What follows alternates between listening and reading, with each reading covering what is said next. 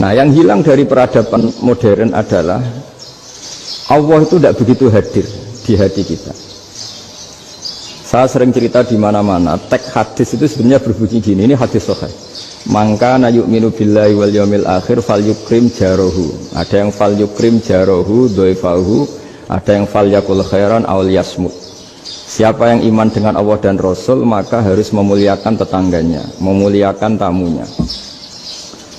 Dulu itu ada seorang ulama dipanggil anak muda, dibully terus sekarang. Wahai kiai, datang ke rumah saya. Datang kiai itu. Setelah sampai ke rumah orang itu, silakan kiai kembali ke rumahnya. Saya tidak butuh kiai. Kiai itu dengan riang kembali. Setelah di rumah dipanggil lagi. Pak Yai, silakan datang ke rumah saya. Datang lagi. Ya senyum-senyum kiainya santai. Wah, nggak jadi butuh Pak Yai. Silakan kembali lagi. Sampai 3 kali. Oh itu kalau rektor digitukan marah itu. Dosen marah. Kiainya santai. Santai, senyum-senyum, rileks. Ketika ditanya, kenapa Pak Yai tidak tersinggung? Jawabannya unik.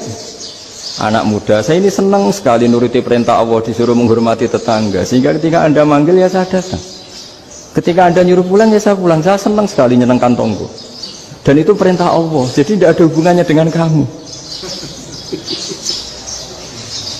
Wah, pemudanya nangis minta dimaafin.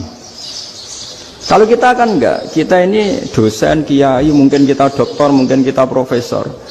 Tapi kita ini sering didikte oleh orang bodoh. Kalau orang bodoh itu jengkel, lo kita ya jengkel. Lo kamu jengkel, dijengkelkan orang bodoh itu namanya terdikte. Itu bodoh apa pinter? Wah itu tidak pinter sama sekali. Kalau betul-betul kamu pinter, hanya bisa didikte oleh Allah Subhanahu wa ta'ala. Jadi antara hukum Allah apa? Wa ahsin man asa'a ilaika, berbuatlah baik sama orang yang berbuat buruk sama Anda. Itu dikteannya Allah. Kalau dikteannya orang-orang bodoh kayak dimangkel ben mangkel, terus kamu mangkel. Itu bodoh apa pinter? Nah, problem kita kekinian adalah wong pinter, wong bodoh itu podo-podo bisa didikte oleh sekelilingnya. Terus karuan wataknya perempuan seperti itu, wataknya anak-anak seperti itu, kita didikte. Anak-anak jengkelin kita mangkel, berarti kita didikte oleh orang bodoh. Makanya agama itu unik, kadang ngendikan wa ahsin man asa'a ilaika, kadang wasil man qata'aka, sambunglah orang yang memutus kamu. Karena dengan demikian kita hanya didikte oleh Allah Subhanahu wa ta'ala, bukan didikte oleh hukum sosial. Cara Jawane nak ngapiki tangga sing apik akeh tunggale. Berbuat baik sama yang berbuat baik pada kita itu, mbok orang fasik ya seperti itu, maling ya seperti itu, sama.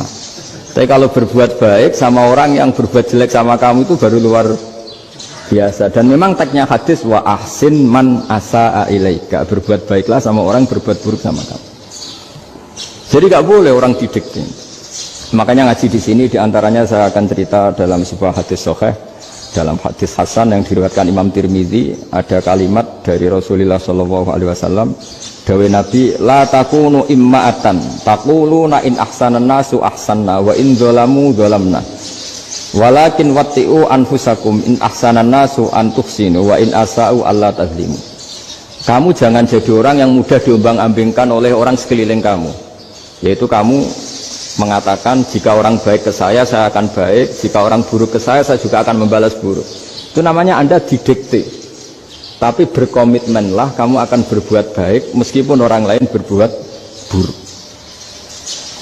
Nah sekarang logika sosialnya begini, kalau di Indonesia itu ada 1000 kiai, ada 1000 profesor yang ingin membenahi Indonesia, rata-rata orang awam itu semau gue, terus mereka mendikte kita, perilakunya agak simpatik, perilakunya jengkelin, terus 1000 profesor ini ikut jengkel, itu kira-kira jadi solusi apa goblok bareng ya?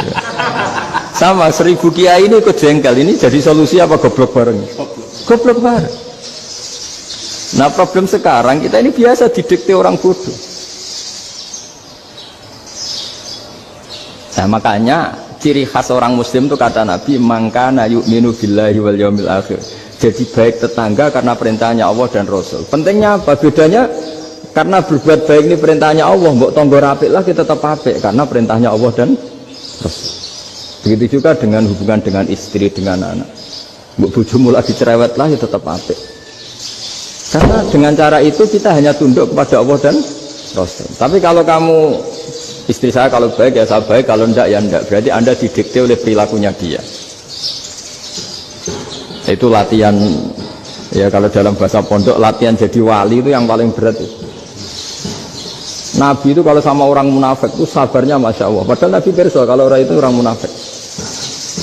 Karena dengan cara seperti itu, bahwa kebaikan Nabi pada seseorang itu atas perintahnya Allah dan Rasul, bukan atas nama servis. Kalau Nabi hanya baik kepada Abu Bakar, itu mungkin orang bilang, wisadune wong Abu Bakar baik sama Nabi. Tapi kalau Nabi baik sama orang munafik, Abdullah bin Ubay bin Salul, itu kalau nggak perintahnya Allah dan Rasul itu nggak bisa.